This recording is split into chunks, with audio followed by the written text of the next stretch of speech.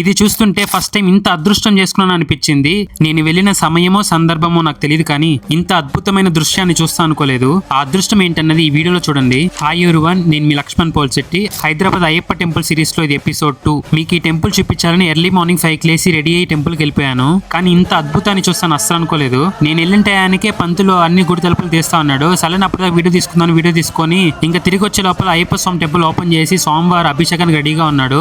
సరే దర్శించుకుందామని వెళ్ళాకే ఆ దృశ్యాన్ని చూశాను. అదేంటంటే ప్రతిరోజు సూర్యోదయం జరుగుతుంది, కానీ కొన్ని క్షణాలు మాత్రమే దివ్యంగా ఉంటాయి. ప్రతిరోజు ఏమో నాకు తెలియదు, కానీ ఈ రోజైతే సూర్యకిరణాలు అయ్యప్ప స్వామి హృదయానికి తాకాయి. ఇది కేవలం వెలుగు కాదు, ఒక అనుగ్రహం. ఇంత అద్భుతమైన వీడియోని మీ అందరికీ చూపించాలనే ఉద్దేశంతో ఈ వీడియో తీశాను. సో ఈ వీడియోని మీ ఫ్రెండ్స్ అండ్ ఫ్యామిలీకి అందరికీ షేర్ చేసి స్వామియే శరణం అయ్యప్ప అని కమెంట్ చేయండి.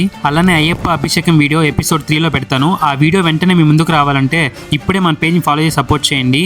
See you in the next video. Signing off. నేను మీ లక్ష్మణ్ పోల్శెట్టి. స్వామియే శరణమయ్యప్ప.